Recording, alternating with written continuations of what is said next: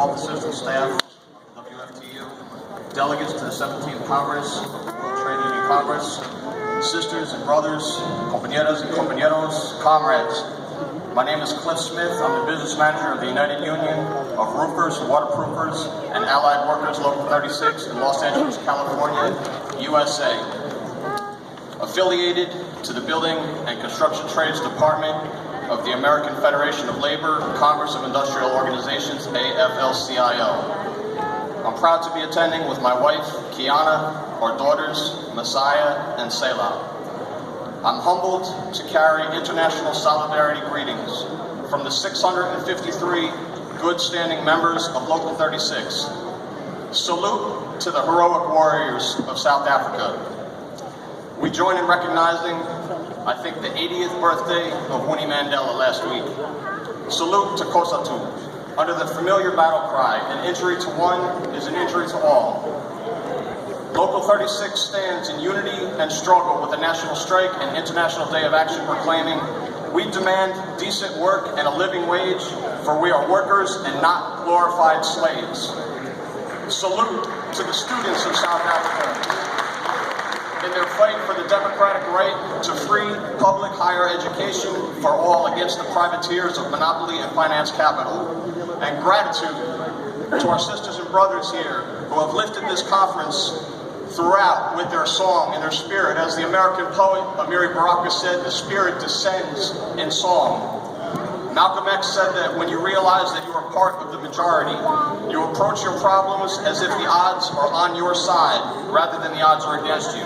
You approach demanding rather than using the begging approach.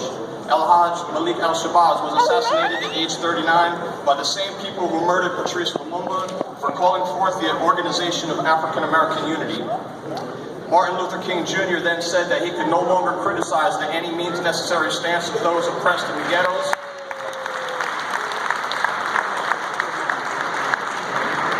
We can no longer criticize the any means necessary stance of those oppressed in the U.S. ghettos without having first spoken to the greatest purveyor of violence in the world today, my own government. Reverend Dr. King then also killed at age 39 by these same forces of white supremacy, imperialism, and national oppression. Now, the U.S. black president's election twice reveals the upper hand failing these reactionaries, but also the emerging open terroristic dictatorship of the most reactionary, most chauvinistic, and most imperialist elements of finance capital, as Dimitrov defined fascism.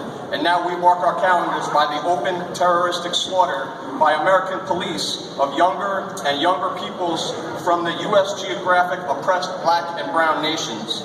Just last week in Southern California, police near San Diego gunned down unarmed Alfred Olango, a citizen of Uganda, who was a suspect in no crime, whose own sister had called the police to help him because he wasn't acting like himself.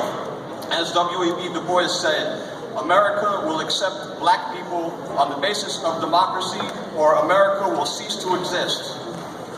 So the black national liberation struggle has always been the forefront of anti-imperialism in the United States, as well as cultural revolution, at least. We will be voting to defeat Trump and keep the primary enemy in this time, place, and condition from gaining power.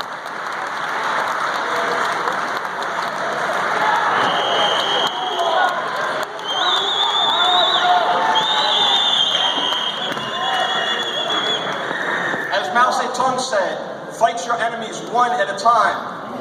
At the same time, we call to build the People's Democratic Workers' Party, and there is no navigation to socialism in the United States that does not go through people's democracy. The banks and the auto industries should have been nationalized as conditions to the bailout, and we must have democratic community control over the police departments in all aspects and at all levels.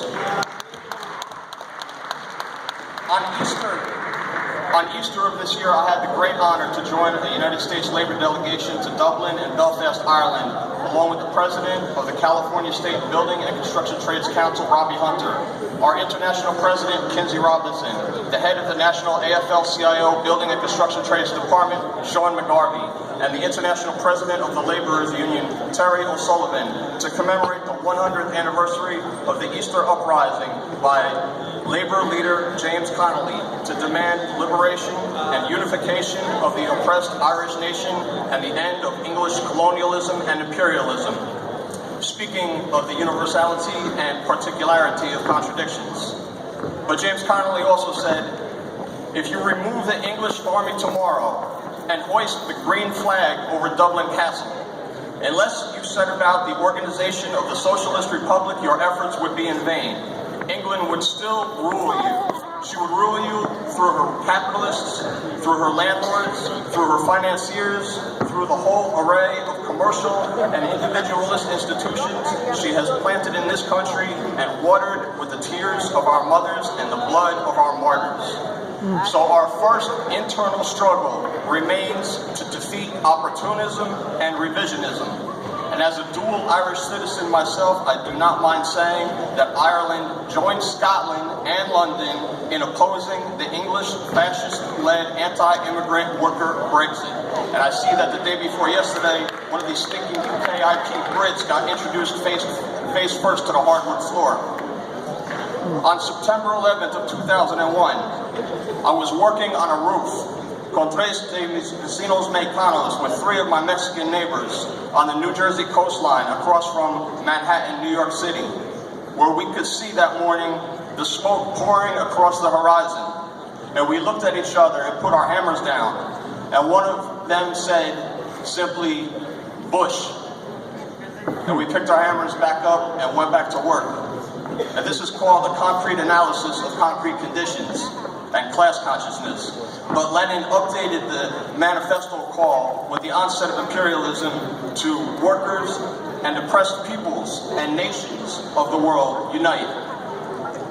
So I understand that I'm here representing the first of any United States labor union since 1949 to affiliate to the WFTU. We are workers. We will find a way. Death to white supremacy, death to imperialism. All power to the workers. All power to the workers. To the people. All power to the An people. entry to one is an entry to all. Long live the international working class.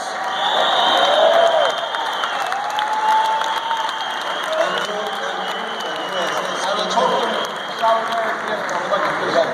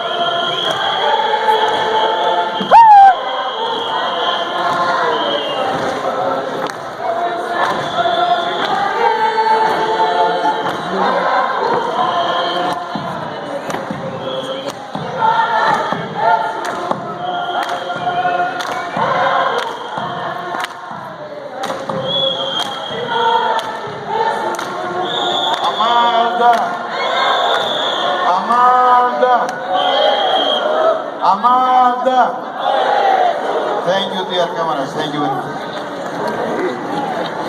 Thank you, Kamara.